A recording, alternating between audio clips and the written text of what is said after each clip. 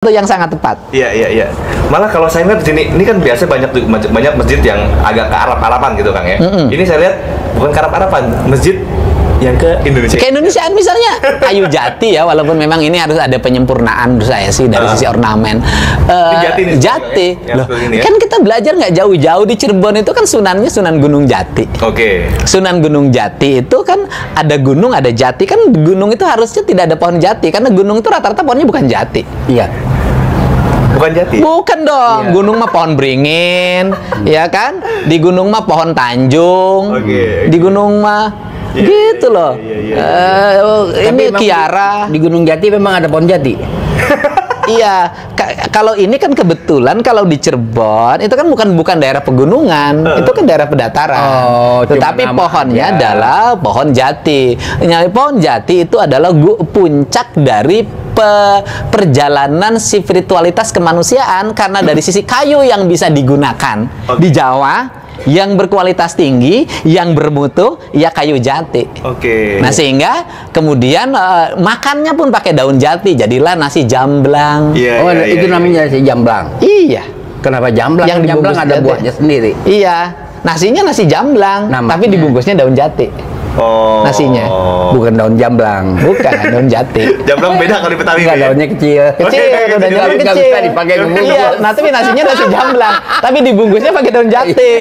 Mas sehingga karena di sini di lingkaran ini kan perhutani. Iya. Ya hutannya perhutani. Iya. Kayu jati. Iya. Ya kalau di sini di sekitarnya perhutani kayunya kayu jati, kita bangun Tajuk ngapain cari kayu yang jauh ke Kalimantan, yang dekat jati banyak, kenapa harus pakai kayu dari Kalimantan? Ya pakai kayu jati yang dekat sini dong. Iya. Anda makan, pengen enak ngapain harus pakai kertas nasi yang harus ada lewat pabrikan? Iya. Ya udah pakai jati. Iya. Diikat pakai tali, bambunya kan banyak. Iya. Nah, itu kan kalau membangun akses, mendekatkan diri pada apa yang dekat dengan kita menjadi sumber ekonomi. Itu yang kata guru-guru Nababe, orang yang bersyukur itu. Orang yang bersyukur. Iya, orang bersyukur ditambah nikmatnya. Iya. Bersyukur kan, ada daun kan tambah nikmatnya, pedagang itu untungnya jadi gede. Iya. Ya orang daun jatinya gratis. Iya. Makanya lebih enak. Gini Kang, gue kalau ngelihat lu Kang Deddy ini sangat pengen banget menampilkan sisi kesundaannya. Contohnya kayak penampilannya aja nih kan, selalu menggunakan apa nih Kang? Ikat ini gitu loh. Apa ini filosofi ikat ini Kang? Iya, ikat itu kan mengikat pikiran, mengikat kepala. Kan ikat itu ikat kepala. Kepala terus diikat, pikiran terus diikat. Kalau diikat itu artinya dia harus diikat agar tidak terlalu pergi terlalu jauh dan agar dekat kemana, ke hati. Makanya falsafahnya kan cing caring cing pageh kancing. Artinya bahwa kekuatan manusia itu tergantung pada hatinya, kancing.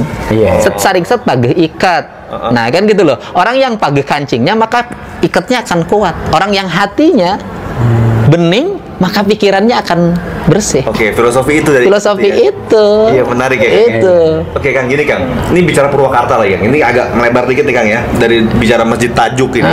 Bicara Sunda deh. Sunda. Sunda ya. Ya Purwakarta kesempitan. Lebih kesempitan. Iya dong. Tapi kalau Kang Deddy kan Purwakarta, kemarin nyalon gubernur kan? Wakil ya? Wagub. Wakil nggak nyalon gubernur be. Iya. Wakilnya kemarin siapa? Deddy Mizwar. Ini kan mau bicara Sunda ya. Sunda. Saya kaitan dengan ikat kepala. Kan kepala dihormatin ya. Jadi dulu orang baju nggak pakai, terbuka saja kan. Bawah tentu ditutup, tapi kepala mesti ada ikat karena itu dihormatin. Kalau nggak salah, apakah tarian Sunda gerakan tangannya liwat kepala? Kesana nggak pernah liwat kepala. Kesini. Jadi kan kalau kita perhatikan kan Jakarta juga tariannya paling tinggi begini. Nggak bisa liwat kepala. Nggak boleh itu Be? Nggak boleh karena ini dihormatin. Oke. Gini Be, ini kan mumpung lagi ada Kang Deddy nih Be ya. Orang yang terkenal banget Sunda banget deh pokoknya deh. Kalau bicara Sunda ya Kang Deddy lah pokoknya.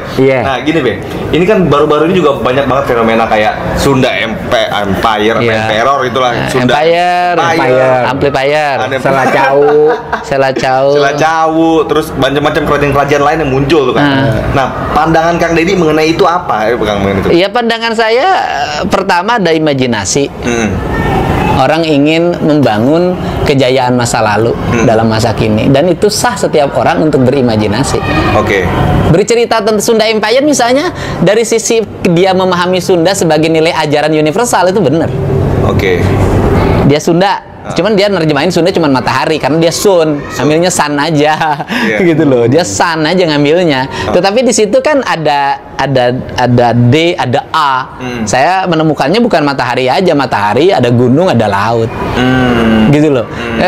Menerjemahkan itu sebagai nilai yang mengajarkan tentang universalitas hidup, bahwa hidup itu harus ada kesetaraan. Maka lahirnya Pajajaran. Bahwa hidup itu harus senantiasa merawat ekosistem, yaitu yang lahirlah ajaran Papat Kalima Pancer itu. Bahwa hidup itu harus bernegara, lahirlah lahirlah ajaran Tritangtu di Buana itu. Bahwa pemimpin itu tidak boleh memperkaya diri, maka lahirlah Siliwangi. Artinya tangtu ya? Iya, tangtu. Kepastian. Tangtu kepastian. Iya, tangtu kepastian. Nah, dari sisi pemahaman itu, dan Sunda tidak terikat oleh sebuah geografis wilayah. Benar dari sisi itu, gitu kan. Akhirnya lahirlah Sunda Besar, Sunda Kecil, Sunda Land kan dulu yang menjadi cerita yang diceritakan hari ini, gitu, Be. Nah, bukan wilayah dari sisi pemahaman pelajaran, ajaran, gitu loh. Kan cuman yang menjadi problem dari Sunda Empire cuma satu aja, gitu loh, bahwa seluruh nilai itu akan bangkit kembali dan saya pemimpinnya, dan di sini letaknya itu yang kenapa ente pemimpinnya? Iya, kenapa? Itu aja problemnya. Dalam posisi tidak ada kesiapan. Kan kalau ada kesiapan, saya memimpin dunia hari ini memiliki kesiapan. Ada rekening sekian triliun, sekian puluh ribu triliun di bank, gitu loh. Yang bisa menggerakkan negara, menolong negara-negara miskin, Be. Jadi kelemahan mereka ini wadul. Iya, persoalannya ngebohong. Iya, klaim sebagai keturunan atau klaim sebagai pemimpin tanpa persyaratan. Kalau kata Babe kan persyaratan 3 hal. 1 punya duit, 2 punya wilayah, yang ketiga punya tentara, ya, Be. Iya. Tapi tentaranya ada, Kang. Tentaranya sedikit, wilayah nggak ada. Ada panglimanya, Be. Ada panglimanya. Iya, tapi kan nggak punya alat perang. Susah. Tapi kalau dari filosofinya itu benar itu, Kang. Dari sisi kerangka memahami memahami Sunda sebagai nilai universal yang melintasi batas wilayah. Iya, siapa sih orang PBB juga mengakui kesetaraan manusia, kesejajaran negara. Iya. Kan mengakui dong kedudukan yang sama di mata hukum. Iya. Kan nggak ada problem. Sunda kan ngajarin itu. Iya. Nah, kalau Sunda itu sendiri kan, misalnya gini, kan sebelumnya Ana sempat cinta kasih ya. Ngajarin cinta kasih sebagai ajaran dunia. Kan Sunda ngajarin. Siliwangi itu apa sih ajaran cinta itu? Iya, ajaran cinta. Saling mengharumkan. Iya. Saling mengharumkan, Be. Siliwangi itu saling mengharumkan. Oh, Siliwangi. Jadi cocok dong, Be. Saling mengharumkan. Iya. Bukan saling ngejelekin. Makanya kan dari sisi aspek peradaban itu kan mohon maaf ya, kesetaraannya Eropa. Iya. Iya kan? Romantis. Iya. Itu kan orang Sunda. Iya. Sumuhun. Ini, Kang, ini ada lagi, Kang, beberapa perdebatan, Kang, ya. Katanya dari zaman dulu tuh ada pertarungan antara walaupun yang tadi ya Sunda Empire misalnya pada klaim-klaim yang tidak didasarkan pada data empiris, misalkan Pentagon di Bandung, PBB di Bandung. Tapi ya nggak apa-apa. Loh, kan bagus.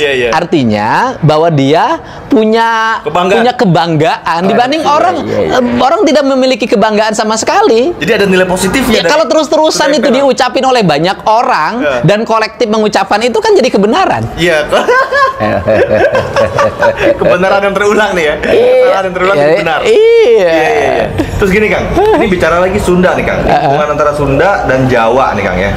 Nah, ini kan dari zaman dulu itu ada beberapa tadi gua kan sempat diskusi juga sama Babe tuh mengenai Gajah Mada, Ayam Muruk. Kenapa sih di wilayah Sunda ini, wilayah Jawa Barat ini nggak ada nama-nama jalan itu, Kang?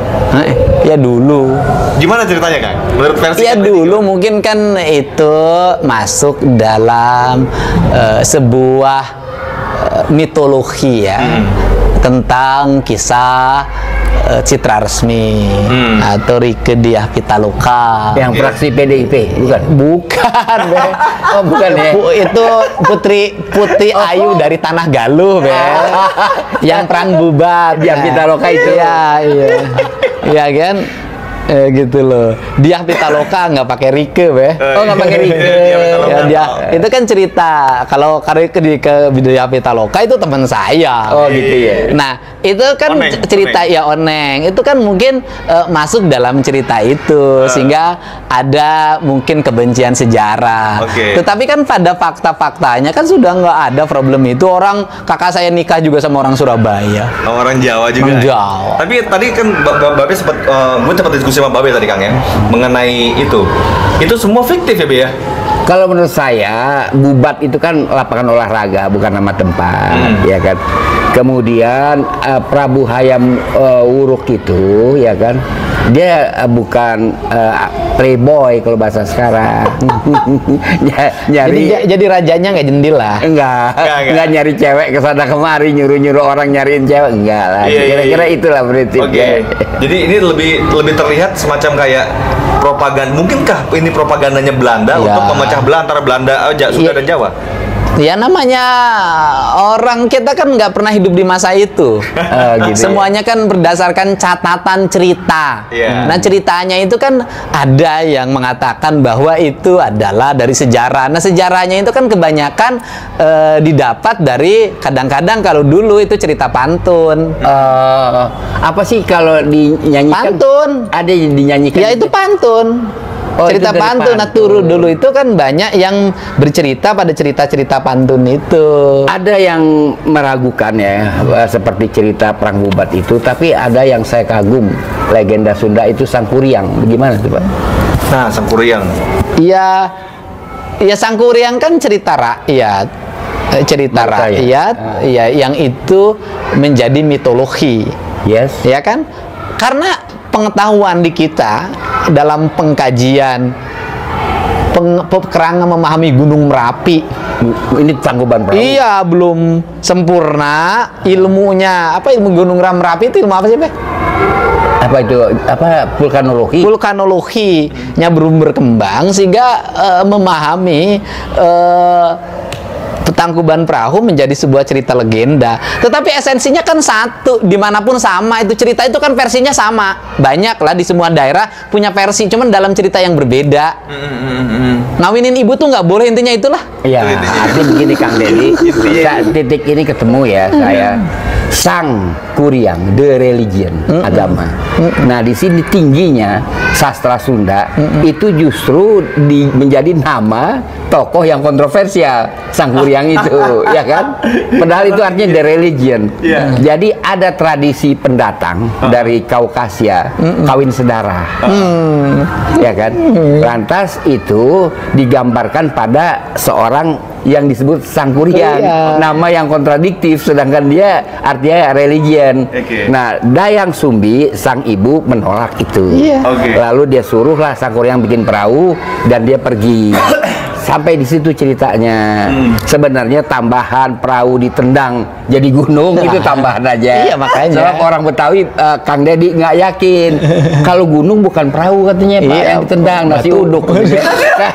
Kan nasi uduk kayak gunung. Nah sehingga dari religion itu kita bisa memahami bahwa nilai-nilai fundamental tentang penyerahan diri pada Hyang Tunggal, Gusti Allah Subhanahu wa Ta'ala, terus nilai-nilai sosial yang dibangun dengan silih asih, kemudian nilai-nilai itu sudah hidup dalam sebuah kebudayaan orang Sunda sejak lama. Itulah makanya saya terus terang saya nggak tutup tedeng aling-aling legenda atau folk tale yang saya paling menarik adalah Sangkuriang. Artinya bahwa dari sisi aspek nilai ajaran orang Sunda sudah memiliki kedudukan ajaran yang sangat tinggi. Betul. Gitu. Mengharamkan kawin sedara, gitu bahasa Babe ya, mengharamkan tidak makan.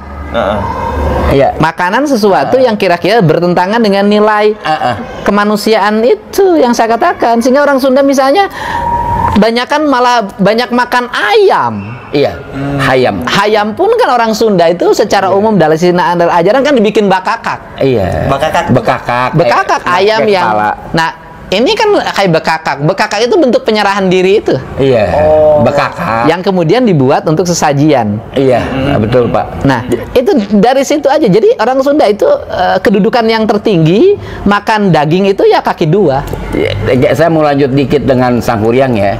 Jadi nggak makan-makan lagi yang lain. Iya. Kawin saudara itu perlawanannya se-Indonesia. Perlawanan ya. Misalnya suku terasing Lingon di Halmahera itu kawin saudara. Itu diusir. Tapi Assalamualaikum warahmatullahi wabarakatuh. Bapak Ibu ya, alhamdulillah tadi kita sudah menyimak pendapat dari Kang Haji Deddy Mulyadi tentang sejarah Sunda ataupun filosofi Sunda ya. Yang pertama, Sunda itu terdapat dua kata, sun dan da. Sun artinya tata, da di jero dada, di dalam hati ya, seperti itu. Menata apa? Yaitu menata memupuk keimanan kita kepada Sang Pencipta ya, Allah Subhanahu wa Ta'ala, seperti itu ya kurang lebihnya. Dan tadi juga ada kata siliwangi yang berarti sili saling, wangi ya, saling mengharumkan gitu ya, intinya satu sama lain harus saling membantu ya.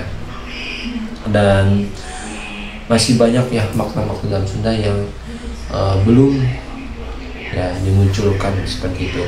Ternyata sangat luas dan sangat dalam ya dari Sunda itu. Intinya ya karena dia menjelaskan tentang Sunda, tentang sesuai dengan keilmuan yang beliau dapat ya. Intinya buang yang buruknya, ambil yang baiknya, seperti itu ya. Oke, terima kasih. Sampai berjumpa di next video. Semoga Bapak Ibu sehat selalu. Terima kasih. Assalamualaikum warahmatullahi wabarakatuh.